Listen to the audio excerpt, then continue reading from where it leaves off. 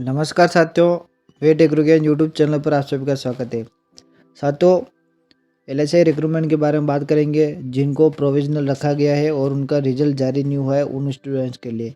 और साथियों, उनमें कुछ ऐसे स्टूडेंट हैं जिनके जो एनओसी के कारण रुके हुए हैं, कॉलेज के एनओसी के कारण, यानी कि उन्होंने जिस कॉलेज से डिप्लोमा किया है उस कॉलेज को गवर्नमेंट की तरफ से एनओसी नहीं मिली है, कॉलेज को मान्यता प्राप्त नहीं मिली है, तो उनका जो है रिजल्ट रोक दिया गया है और उनका सिलेक्शन भी हो चुका है।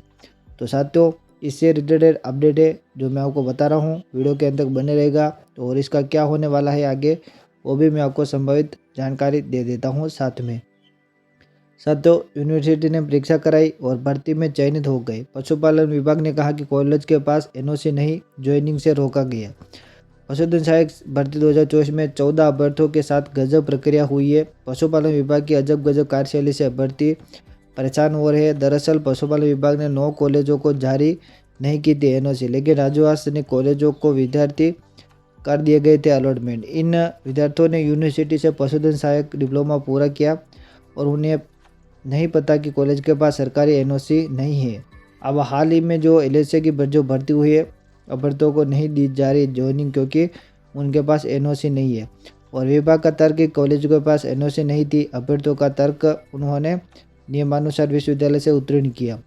कॉलेज के पास एनओसी है या नहीं ये विश्वविद्यालय को देखना चाहिए था। अब चयनित 14 अभ्यर्थी जो है विभागीय अधिकारियों के चक्कर लगाने को मजबूर है और वही कॉलेजों में पढ़े 2700 अभ्यर्थियों के पास के भविष्य पर भी तलवार लटकी हुई है। यानी कि कहने का मतलब जो साथियों, जिन अभ्यर्थियों ने इन 9 कॉलेजों से डिप्लोमा किया है, 14 अभ्यर्थी अभी जो हाल ही में सेलेक्ट हुए हैं, टीएसपी और नॉन टीएसपी दोनों क्षेत्र से है साथियों। और अब जब भी डॉक्यूमेंट वेरिफिकेशन हुआ था तो उनके द्वारा, विभाग के द्वारा कहा गया कि उन कॉलेजों को एनओसी नहीं मिले। जब कॉलेजों को एनओसी नहीं मिले तो उन कॉलेजों में जो साथियों डिप्लोमा हुआ कैसे, विश्वविद्यालय ने उन कॉलेजों को अलॉट क्यों किया, ये सवाल जो है साथियों अभ्यर्थियों का कहना है कि इसमें उनकी क्या गलती है। और उसके बाद में जो 2700 अभ्यर्थी भी इसी कैटेगरी में आते हैं, उन्होंने भी वहाँ पर डिप्लोमा किया है तो वो भी अभी अटके हुए हैं। राजस्थान कर्मचारी चयन बोर्ड ने कहा रहा कि जहां से डिप्लोमा किया उन कॉलेजों को राज्य सरकार की एनओसी नहीं मिली है। और कृषि विश्वविद्यालय की गलती से पशुधन सहायक भर्ती की मेरिट में शामिल के अभ्यर्थियों के चयन पर संकट आ चुका है कहने। और चयन के बाद भी फंसे 2700 डिप्लोमाधारी, दस्तावेज सत्यापन के दौरान उनका रिजल्ट रोक दिया गया है। एनिमल हस्बेंड्री डिप्लोमा प्रवेश यानी कि एचडीपी प्रवेश के लिए जो RAJUVS द्वारा काउंसलिंग के जरिए कॉलेज आवंटित किया जाता है, यानी कि जो साथियों राजवास की तरफ से कॉलेज जारी किया जाता है। और इस 2 वर्षीय कोर्स के लिए 85,000 रुपये की प्रतिवर्ष फीस ली जाती है। विद्यार्थियों को जो कॉलेज आवंटित हुआ उसके दस्तावेज जांचने का काम यूनिवर्सिटी का है, ना कि विद्यार्थियों का। विद्यार्थियों का कहना है कि ऐसे 9 कॉलेज है जिनको लेकर कहा गया है कि इनको राज्य सरकार की तरफ से एनओसी नहीं मिली है। प्रत्येक कॉलेज में 100 सीटें हैं, यानी इन कॉलेजों में यूनिवर्सिटी ने प्रतिवर्ष 900 विद्यार्थी आवंटित किए। 3 साल में यहाँ 77 विद्यार्थियों को प्रवेश मिला है और अंतिम परिणाम जारी हो चुका है, लेकिन इनको जो साथियों अभी रोक दिया गया है। जो राजवास बीकानेर की गलती से पशुधन सहायक की जो भर्ती हुए हैं उनमें जो चयनित अभ्यर्थी हुए वो इसमें पढ़ गए हैं। और इस विद्यालय के एनिमल हस्बेंड्री डिप्लोमा प्रोग्राम के काउंसलिंग के जरिए अभ्यर्थियों को ऐसे कॉलेज आवंटित किए जिनको राज्य सरकार ने एनओसी नहीं मिली थी। विद्यार्थियों ने 2 साल का डिप्लोमा कर लिया। पशुधन सहायक भर्ती में चयन भी हो गए। दस्तावेज सत्यापन के समय उनका परिणाम को रोक लिया गया और उनको राज्य सरकार ने नियमानुसार एनओसी नहीं मिली हुई है। और उनका कहना है कि हमें तो RAJUVS ने कॉलेज आवंटित किया था।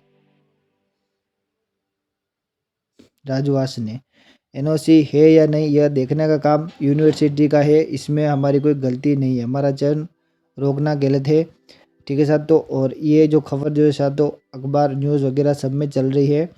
और अब जो है साथियों आगे ये होने वाला है कि या तो गवर्नमेंट की तरफ से उन कॉलेजों को एनओसी दी जाए या फिर जो चयन है उनको, उन अभ्यर्थियों को किसी भी तरीके से इसमें हाँ किया जाए।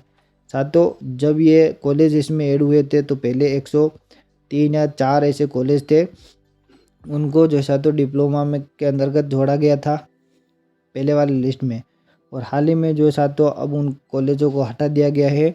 और हाल ही में जो कॉलेजों में एडमिशन हुए हैं, 94 कॉलेजों में एडमिशन हुए, यानी कि उन 9 कॉलेजों को हटा दिया गया था एनओसी के कारण।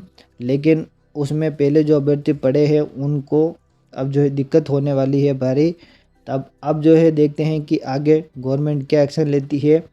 अगर एनओसी जारी नहीं करती है तो ये जो चयन हुए हैं उनके लिए बहुत ही बड़ा सवाल हो जाएगा कि हम अब कहाँ जाए।